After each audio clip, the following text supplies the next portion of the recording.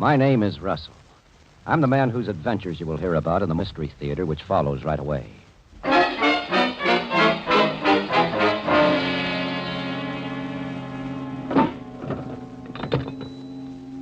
Hello, headquarters. This is Patrolman Witt reporting from police call box number 5 at Drake Avenue. Any orders? Nothing, eh? Okay. Here? No, this beat is quiet as a church tonight. Yep, goodbye. What the hell? Gunshots. Came from that direction, too. Here, what's going on? Oh, the policeman. I'm glad you came along. Officer, my name's Murray. What are you doing with that gun? Drop it. Yes, sir, but I want to report a murder. Wait a minute. This man here, he's dead. Who is he? Huh? I don't know. Oh, you don't, eh? Put your hands up. You're under arrest.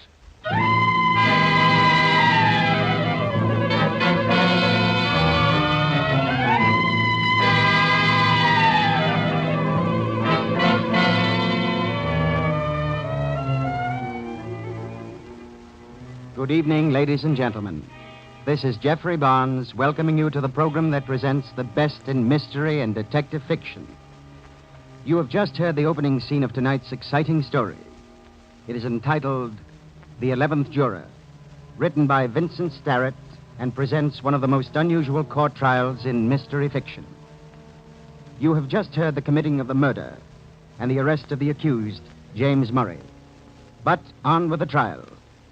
We take you now to the jury room where you will meet the leading character of Vincent Starrett's dramatic story, The 11th Juror.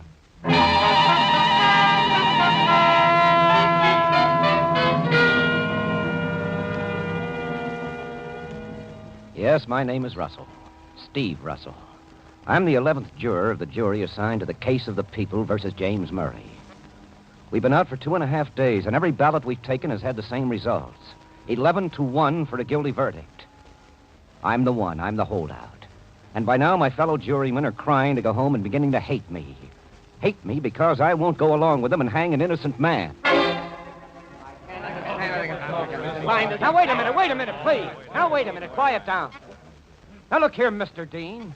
Being foreman of this jury doesn't give you the privilege of riding roughshod. I demand that we take another ballot. Riding roughshod. Huh.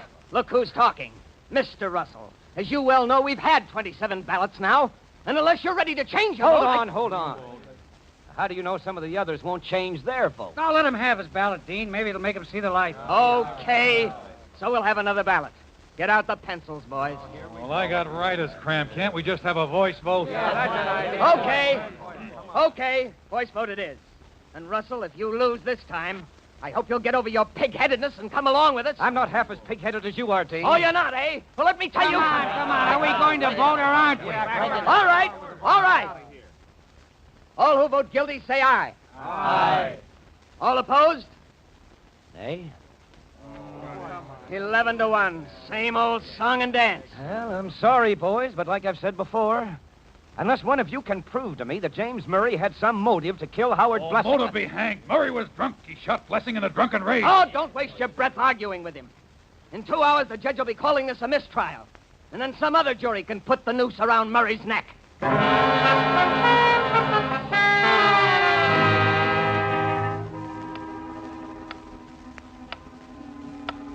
They all want to hang Murray so that they can go home.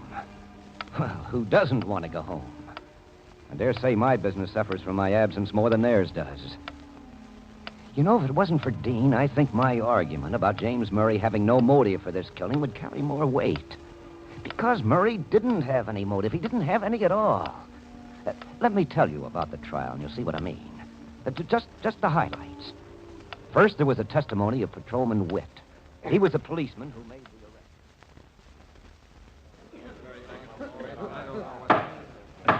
Continue, Officer Witt. Well, I ran in the direction I heard the shots come from. Howard Blessing lay dead with 2 bullets in him. James Murray stood there just looking at the gun in his hand, sort of dazed like.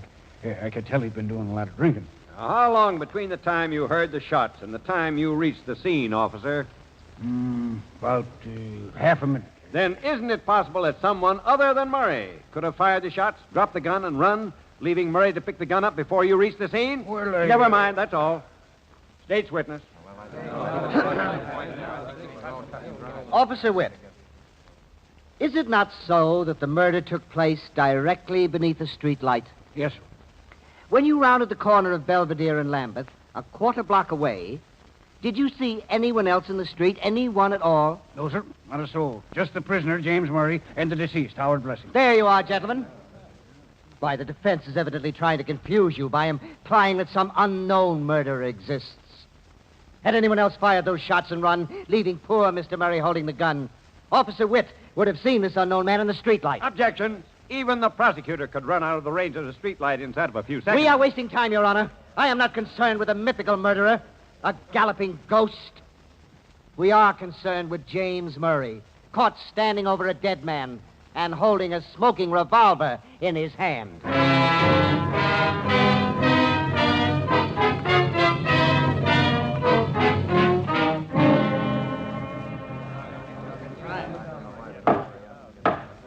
Mrs. Pearson, you live on the ground floor apartment on Lambeth Avenue near Belvedere? Yes, sir.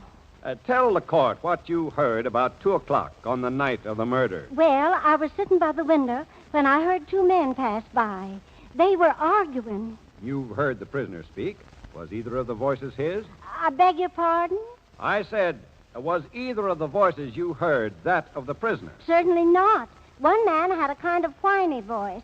The other was deep and rumbly-like. Gentlemen, Howard Blessing, the murdered man, had a whiny voice. We can prove that. James Murray is far from having a deep one. That's all, Mrs. Pearson. Thank you. Your witness, Mr. Prosecutor. Mrs. Pearson, you didn't see these men, did you? What was that? I say you didn't see the men? Oh, no, it was too dark. Yes, but you heard them plainly. How? But you heard them. Yes, sir. Mrs. Pearson, did you hear the shots fired a few minutes later? Beg pardon? I said, did you hear the revolver shots? No, but Gentlemen, Mrs. Pearson heard two men arguing through a closed window, yet she couldn't hear 3 pistol shots less than a block away. She can barely hear my questions in this room. That's all, Mrs. Pearson.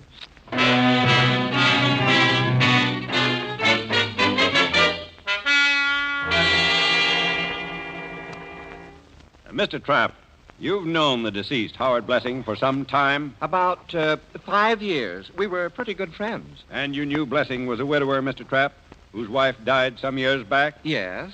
Did Howard Blessing ever show you a small framed miniature of his wife? Oh, yes. Many times. He always carried it with him. Did he show it to you the night he was killed? Yes. Did you see him put it back on his person? Yes. What is the point of this line of questioning? I'm trying to establish, Your Honor, that this miniature disappeared. That it was taken from the murdered man by some unknown person. That's all, Mr. Trapp. Prosecution's witness. No questions.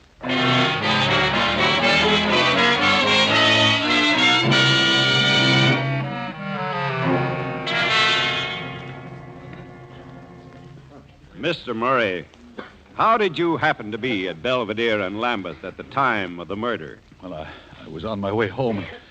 I had had several drinks. I don't know, frankly, how I got where I was. I was just there. Did you have a gun on your person when you left the Black Owl Tavern to go home? Oh, certainly not. Mr. Murray, did you ever know or hear of the deceased Howard Blessing until the morning of your arrest? Oh, never. So help me God, I never knew him, never heard of him. He was a total stranger? Yes, a total stranger. That's all. Prosecution's witness. Mr. Murray. Mr. Murray, where do you live? 102 Bedford Road. And you were drinking at the Black Owl Tavern on Oak Street? Yes, sir. Then how could you have been on your way home at Belvedere and Lambeth? Well, I don't know. I just wandered that way. I see, and in your wandering, Mr. Murray, you plucked a gun out of thin air, huh? No, that is, I don't know how I got it. Gentlemen, why go on? In summing up Mr. Murray's testimony, we find that he says he was innocent, but admits he was too drunk to know. We find that he was on his way home, but going in the opposite direction. We learn that Mr. Murray didn't have a gun with him. But, gentlemen, the gun found in his hand and marked Exhibit A on that table, that is no mirage. Nor was the dead Howard Blessing a mirage. Nor the bullets that killed him. That is stark truth. That is murder. Now, what has the defense offered as proof of Murray's innocence? A witness so hard of hearing that she couldn't hear revolver shots, yet who claims she heard two men argue as they passed her window. A vague story about a miniature which the dead man didn't have on his person. And then the fact that Murray didn't know Blessing. Oh, that is a honey. Is Blessing any less dead because he was a stranger to this gun-toting drunkard? No, gentlemen. Murray killed Blessing. Stranger or not, he's guilty. Murray must hang.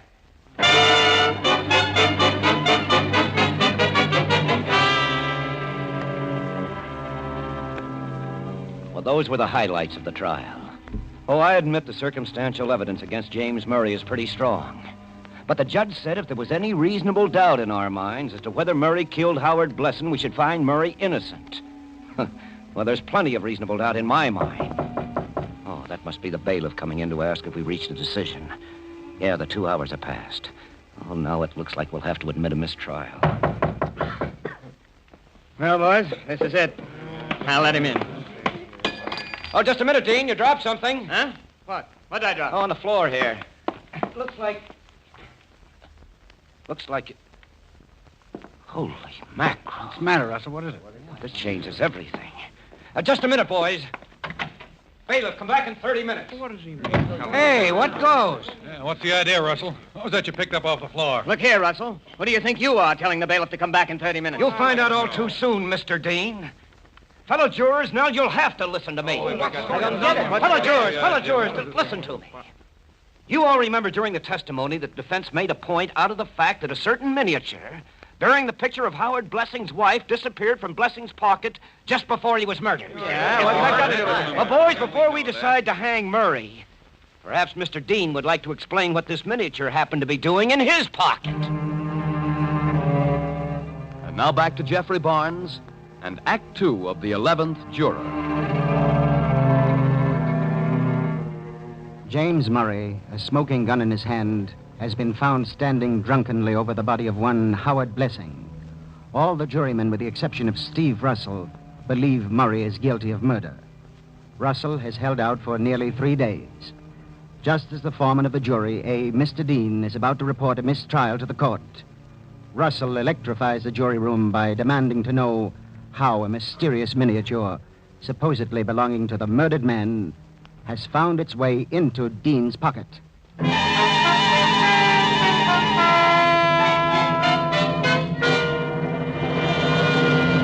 For the 10th time, fellow jurymen, I tell you, I never saw that miniature before in my life. And I don't know how it could have gotten into my pocket. And Dean's the man, my friends, who wouldn't believe James Murray when he said he didn't know how that gun got in his hand. How about that, Dean? Your story doesn't hold water, Dean. Now, take it easy, will you, fellas? All right, boys, just a minute, please. Just a minute. I think this thing has gone far enough now. I've made my point. Huh? What point, Russell? Here's what Dean dropped out of his pocket. Well, I'll be... That's my watch fob. What? Your watch fob. Hey, what goes here? Yeah, what is this, Russell? Well, boys, when Dean accidentally dropped that watch fob on the floor, I saw my chance to teach all of you a lesson. A lesson? I picked it up, said it was the miniature. Then slipped it in my pocket and watched you fellas swarming all over Dean, ready to hang him at the drop of the hat. On circumstantial evidence, mind you. Now, don't you see that you're doing the exact same thing to James Murray? No one actually saw him shoot Howard Blessing, and Murray was too drunk to know what happened. I claim somebody else could have shot Blessing, shoved the gun into Murray's hand, and beat it. Now, wait a minute, Russell. I admit you've made us all look like fools over this watch fob, but that doesn't prove your story about an unknown killer. Not for my money, it doesn't. Well, why not? Perhaps a hold-up man, a thug killed Blessing. Why wasn't his money taken? Well, okay, so it wasn't a hold-up man. Perhaps it was some enemy of his. Why, there could have been 100 different reasons why somebody might have wanted to kill Blessing. Oh, yeah? Name one. Name one? I could give you a dozen right here and now. I said give just one. What's the matter, Russell? Did he call you bluff? Yeah, you can't even name one. No, wait a minute. Do I understand you fellows to mean that if I can make up a story showing how Blessing was killed, you'll admit there's a reasonable doubt of Murray's guilt? Huh? Why not? Well, I, for one, would, anyhow. How about the rest of you? Okay, sit tight and hold your hats. As I said, I can make up a dozen different stories. So this is just one way the murder might have happened. Now, let's say about 10 years ago in a small Ohio town, there's a guy named Smith. Let's call him George Smith. 10 years ago. Some start. Quietly. Now give him a chance. Smith's standing on the station platform with a girl, and we'll call her Elsie. She's crying a little, and he's talking to her. He says, I don't want to go, sweetheart, but I can't make a set in this burg. You want to marry me, don't you, dear? and she says, Yes, darling, yes. And I know you're right. I know Father won't let us marry till you've got money and a good job. But it might take so long, and I love you so much. there, you get the picture? Smith is leaving for the big city to make lots of money so the old man will okay his marrying Elsie. Well, the train's about to go, and they kiss. And Smith hops aboard, shouting, Wait for me, darling. Wait. and she says, Forever, George, forever. well, get this. She doesn't wait. No, it's not her fault. Another guy comes on the scene. He's a rat of a guy with flashy clothes and a fast line of patter. And he works on Elsie, real slow and smooth. And the rat says, Hi, Elsie. Was talking to Tommy in the barber shop today. Said he heard George was doing well in Chicago. He says his father saw George at one of the hot spots there when he was in Chicago last month. you see? This home-base robber starts slow, but let's say in about a year he's got Elsie so she believes most anything. Now, Look, Russell, I don't see what this corny story of yours has to do with the case. Dean, let me finish. Okay, shoot. By the way, Russell, who is this rat? Suppose we say his name's Howard Blessing. Blessing? The murdered man? Hey, what are you getting at? Shut up and let him talk. Now, what happens next, Russell? Well, Smith had no way of figuring out why when his letters weren't answered. He stays on in the city, and finally a wedding announcement reached him. Just a wedding announcement. So Blessing has ruined the boy meets girl routine, eh? Right. Now, let's say Smith knows Blessing from way back. Well, it burns him up, see? Mr. and Mrs. Blessing instead of Mr. and Mrs. Smith, get it? But he's a right sort, so he swallows it. Only it hurts going down. Brother, have you got an imagination? You ought to write for the movies. He sure should. But what's all this got to do with Murray? Why do you interrupt so much, Dean? Well, don't you want me to finish the story? Well, I have no objection. All right, then, shut up. Go ahead, Russell. Right. Now, let's say a few years pass, and one day Smith gets a letter. And it's a letter from the girl's mother. It's a sad letter saying, Dear George, my baby married a fiend whose brutality and unfaithfulness finally became more than she could bear. We found my poor little girl hanging in her cellar last Monday a suicide. Howard Blessing is as much a murderer as though he had done it. So let's say the letter went something like that, huh? Now, if you fellows sat in judgment on Blessing, what would you do? Wait a minute.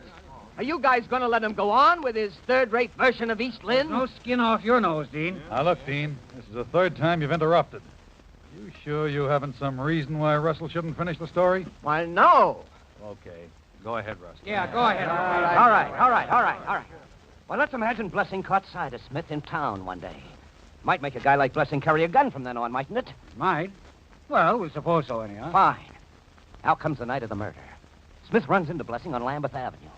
Smith says he's going to beat Blessing's head off. They go up the street arguing. And that's what the Pearson woman heard through her window. They get to the corner, and Blessing begins to whine. He takes out the miniature of his dead wife, Elsie, and he shows it to Smith. And Blessing says, Smith, look, I want to show you something. Look, I loved Elsie. Here, I've got her picture. Would I carry it with me if I hadn't loved her? well, that's all Smith needs, the sight of that picture.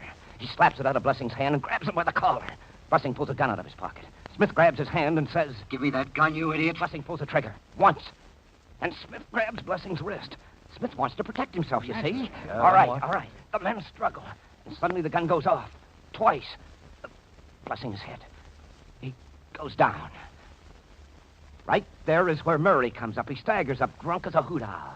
And then Smith scoops up the miniature and beats it, leaving Murray standing over the dead man. Then the cop rushes up, sees Murray, and Murray's on the way to the gallows. Exactly. Absolutely right. And that, boys, is one story of how it might have happened. You know very well it could. Then they think he's the guy. Now, you want to hear a few more possibilities? Not me. I'm convinced there's plenty of reasonable doubt about Murray's guilt. I vote for acquittal. I do, too. All right, let's make that official. Let's make it official. All in favor of acquittal signify by saying aye. Aye. Well, that does it. I think we're now ready to inform the court that we've reached a verdict. Not so fast. What? I haven't voted yet. A few questions. Yes, Dean? You say you made this story up? That's right.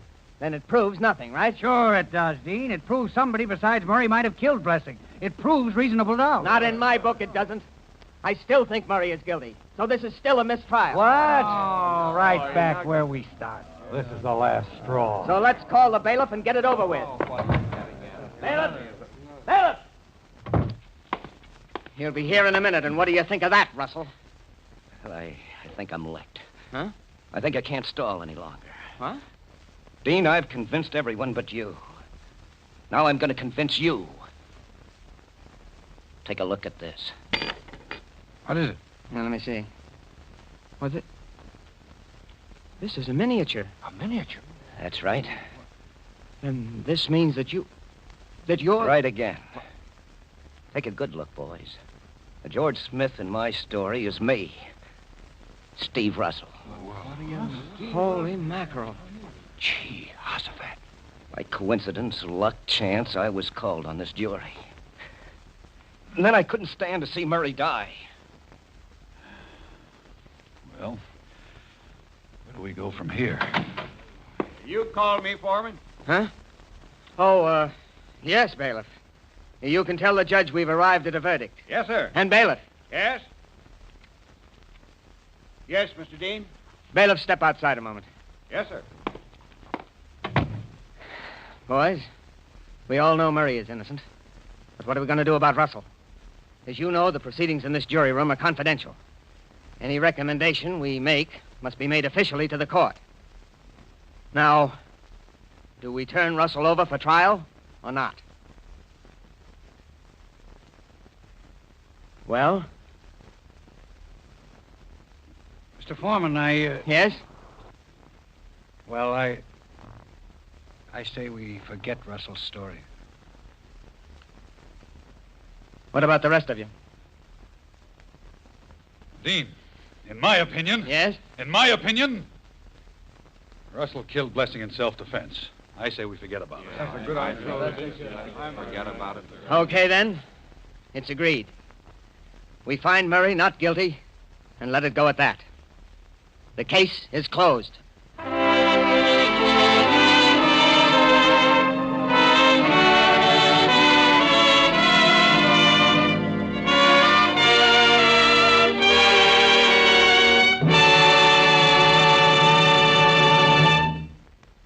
There is an epilogue to tonight's story. Steve Russell eventually, of his own volition, stood trial and was acquitted. Yes, Mr. Evans, I think we can call the 11th juror's attempt to save an innocent man a complete success.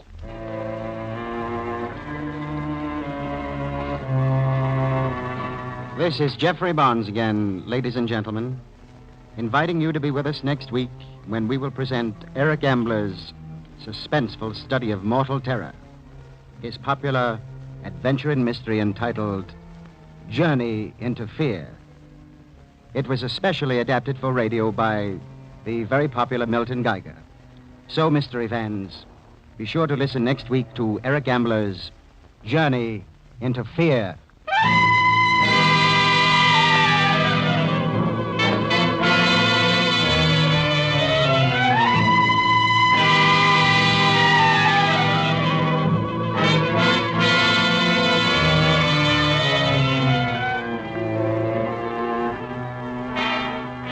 The original music is composed and conducted by Jack Miller. The 11th Juror was written by Vincent Starrett and adapted for radio by Christopher Mayo.